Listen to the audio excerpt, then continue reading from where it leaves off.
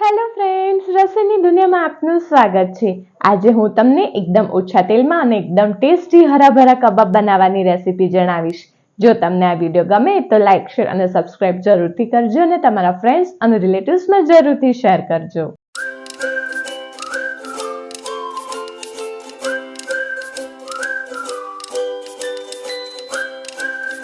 હરાભરા કબાબ બનાવવા માટે એક કઢાઈ મૂકીશું। તેમાં થોડુંક પાણી એડ કરીશું।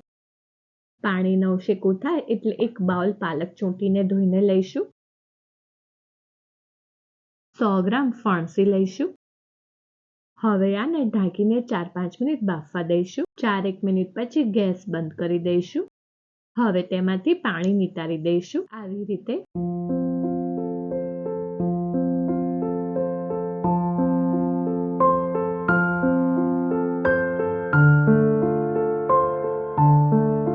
હવે એને થોડીક વાર ઠંડુ થવા દઈશું।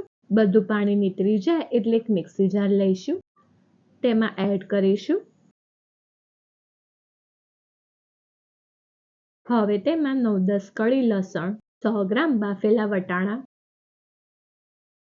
એક સમારેલું લીલું મરચું, થોડુંક આદું, થોડાક ધાણા એડ કરીશું। હવે આ બધાને પાણી એડ કર્યા વગર જ ક્રશ કરીશું। આવી રીતે ક્રશ કરવાનું રહેશે। હવે તે જ કઢાઈ મૂકીશું। તેમાં અડધી ચમચી ઘી એડ કરીશું। ઘી ગરમ થાય એટલે તેમાં અડધી ચમચી જીરું એડ કરીશું। જીરું તતડે એટલે 1/4 ચમચી હિંગ એડ કરીશું। તેને મિક્સ કરીશું। હવે આ પ્યુરી એડ કરીશું।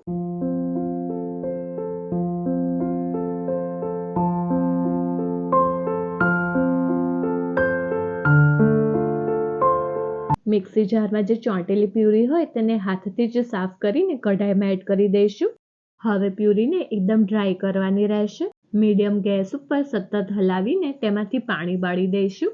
ફાસ્ટ ગેસ ઉપર કરશો તો પાલકનો કલર બ્લેક થઈ જશે, એટલે ખાસ કરીને તે મીડિયમ ગેસ ઉપર જ રાખવાનો રહેશે। આવી રીતની ડ્રાય કરવાની રહેશે। તેને આવી રીતે પોળી કરી દઈશું એટલે ઠંડી ફટાફટ થઈ જાય। હવે તેને રૂમ ટેમ્પરેચર ઉપર એકદમ ઠંડી કરવાની રહેશે। હવે એક બાઉલ લઈશું। તેમાં 3 મોટા બટાકા બાફીને સ્મેશ કરી દીધા છે તે લઈશું।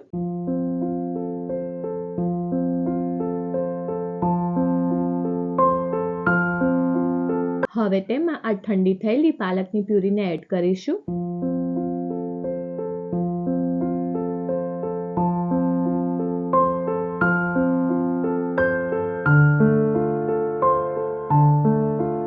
એક ચમચી આમચૂર પાવડર ખટાશ માટે એડ કરીશું। સ્વાદ અનુસાર મીઠું, 1 ચમચી ધાણા જીરું, 1 ચમચી ગરમ મસાલો,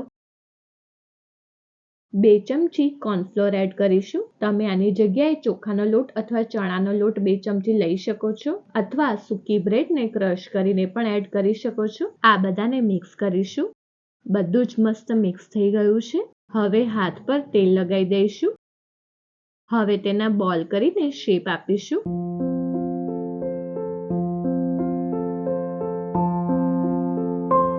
તમે ગમે તે સાઈઝ રાખી શકો છો। તેના પર આવી રીતે કાજુ મૂકીશું।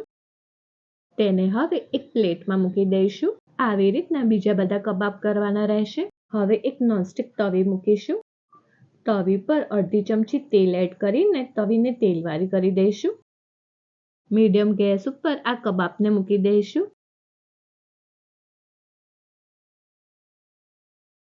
એક ટીપું તેલ આ બધા પર રેડીશું। તેને હવે બંને બાજુ શેકીશું। તમે આ કબાબને કઢાઈમાં તેલ મૂકીને પણ તળી શકો છો। બીજી બાજુ પણ શેકવાનો રહેશે।